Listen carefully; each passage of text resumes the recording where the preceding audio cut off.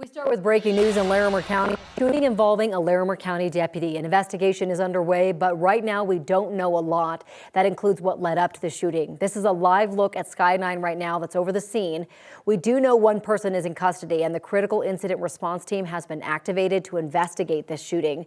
This breaking news is impacting your morning commute as well. Let's get over to Brianna for a look at the closure. Yeah, Corey, you can see a very active scene right now from Larimer County Sheriff's Office. So we're seeing a handful of deputies up and down this area, investigators taking pictures of the scene, as well as yellow tape surrounding Highway 1. So this is Highway 1 between Highway 287 and Gregory Road. So I do want to switch things over to our main maps real quick. For those heading out the door, we've seen this closure since 4:45 this morning. So if you're heading out the door, Douglas Road, Shield Street, if you want to avoid all this police activity, Shield Street is going to be your best bet. Douglas Road is also going to be your best bet. And then there's a back road that's going to take you back to Gregory Road, and you can hop back on to 287. That's going to be Richards Lake Road. So keep that in mind for those heading out the door. Of course, we are going to stay on top of this developing story, and once this road reopens, we'll definitely keep you updated both on air as well as online. We were tracking a crash earlier this morning southbound I-25 at E470. That entry ramp was partially blocked, but I do want to switch things over to our CDOT cameras real quick.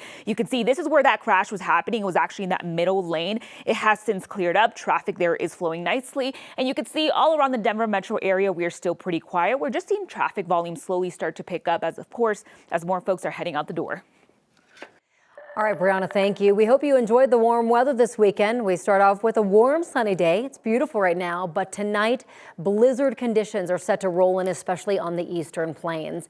Let's get to check the forecast now with senior meteorologist Chris Bianchi. It's the wind that's going to be really noticeable. Yeah, the wind is the big impact for most of us, Corey. You're exactly right. And this is our first true big spring storm of the season. Just as we flip the calendar to March back on Saturday, a few days later here on this Monday, we're talking about a major spring storm looming for us with a blizzard warning from Elbert County on east, winter storm warning for the south fringe here of the metro. This would be above 6,000 feet, so Parker, Castle Rock, Kiowa, Franktown. And that's where you're going to be looking at that potential for 4 to 8 inches of snow out there late tonight and through tomorrow. Today in Denver, afternoon storms possible for us. Our first storms of the season for us here in the metro area. So storms develop tonight.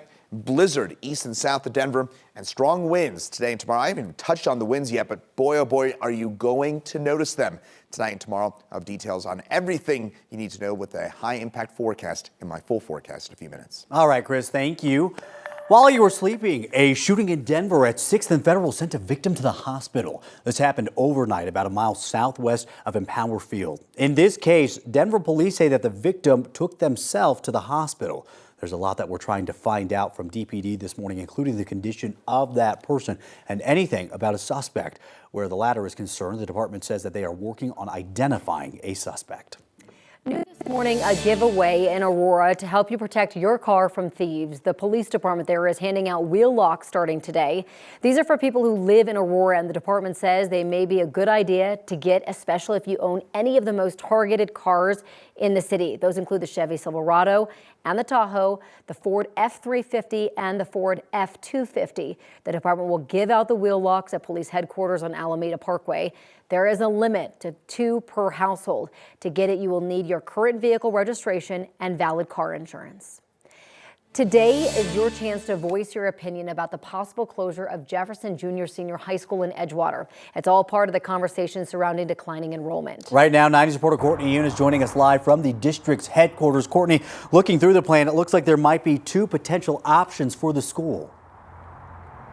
Yes, that's right, Corey and Jordan. Both options could potentially send middle and high school students to other schools within the district. Now, Jefferson County Public Schools has been dealing with declining enrollment and has had to close several schools over the past couple of years. It's a problem that many school districts have been dealing with.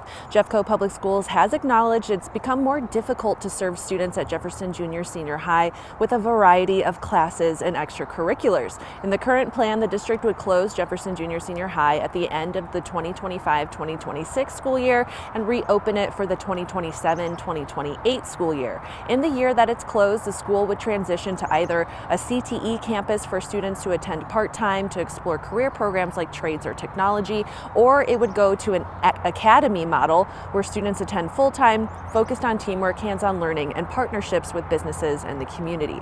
During this time, 6th through 8th graders would move to Everett Middle School, 9th through 12th graders would move to Wheat Ridge High School. Former teacher and student Rhiannon Wenning says the school should stay as is. Jefferson has always been a small school, and there's something special about being a small school, more attention and one-on-one. And so knowing that the students get their needs met here, my concern hugely is how they're going to be treated and how their needs are going to be met in other schools. The district is holding community meetings to discuss these changes. The first one is happening tonight at Jefferson Junior Senior High School at 6:30 tonight. There's another one on March 31st and then April 30th. Live in Golden, Courtney Yoon, 9 News. Courtney, thank you. Today, many employees with the Department of Education have to make a choice. The department is offering a buyout of up to $25,000. An email from the agency's HR office states employees have until tonight before midnight to decide if they want to accept the one-time offer. The email says the offer is in advance of a, quote, very significant reduction in force. Eligible employees include those who have worked for the federal government for at least 3 years. They also cannot have received a student loan repayment benefit in the last 3 years. The resignations would take effect at the end of the month. Looking ahead, President Trump will make a joint address to Congress tomorrow. NBC News is going to have coverage starting at 7 p.m. You can watch that over on Channel 9. This morning, the fallout continues around the world following a meeting in the Oval Office that turned into an explosive confrontation between President Donald Trump, Ukraine President Volodymyr Zelensky, and Vice President J.D. Vance. Zelensky was in Washington to discuss on Friday a deal over U.S. access to Ukraine's minerals. It was a deal Trump intended to be a sort of repayment for U.S. assistance to Ukraine the past few years. Ukraine was hoping for future security guarantees. Instead, it turned into a shouting match. President Trump and Vice President J.D. Vance told Zelensky that he was not grateful enough to the United States. Have you said thank you once this a lot entire of meeting? times. No, in this Even entire meeting, today. have you said thank Even you? today. You went to Pennsylvania and campaigned for the opposition in October. Offer some words of appreciation for the United States of you're America speaking about. and the president who's trying to save your country. NBC News reports that minutes after the press conference ended, Zelensky was asked to leave the White House. A private lunch and joint press conference were also canceled. Meanwhile, back here at home, Coloradans with ties to Ukraine are watching what's going on in D.C. very closely, like a nonprofit based in Berthoud that supports orphans and the organizations that help them in Ukraine. The group has been helping Ukrainian children since 2007, and the work they do was never part of a political conversation like the war in Ukraine is now. After what happened Friday in the Oval Office, the group's organizer said it's important to stay focused on the work and remind people to care for each other. I don't get into politics, but we just have to remember the people. We have to remember who invaded who. I mean, we all know it was Russia that invaded Ukraine, and Ukraine, all they want is for Russia to leave. That would be our ceasefire. It says they are planning their next trip to Ukraine this spring. Well, this morning, European leaders are doubling down on their support of Ukraine following an emergency meeting on Sunday in London. There, President Zelensky met with 18 other world leaders. France and the UK said that they will start working to draft a peace deal for Ukraine and Russia.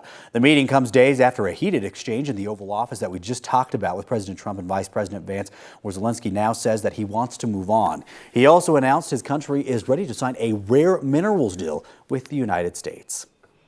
The United States is changing course when it comes to cyber operations against Russia. A senior U.S. official tells CNN the United States has suspended work for offensive cyber operations against Russia. The official said the suspension is, quote, a major blow and that pausing these operations will make the United States more vulnerable to possible cyber attacks. Those include hackers capable of disrupting critical infrastructure and collecting sensitive intelligence. The pause comes as the Trump administration has sought better relations with Russia. The United Nations is calling for humanitarian aid to flow back to Gaza. CNN reports Israel said that it was stopped said it has stopped the entry of all humanitarian aid into Gaza until Hamas agrees to a U.S.-backed extension of the ceasefire deal after phase 1 of the deal expired on Saturday. This move aligns with the beginning of the Islamic holy month of Ramadan and the Jewish holiday Passover. An Israeli spokesperson says the fragile Gaza ceasefire will not continue without the release of more Israeli hostages. Hamas responded to the move, calling it cheap blackmail and a war crime.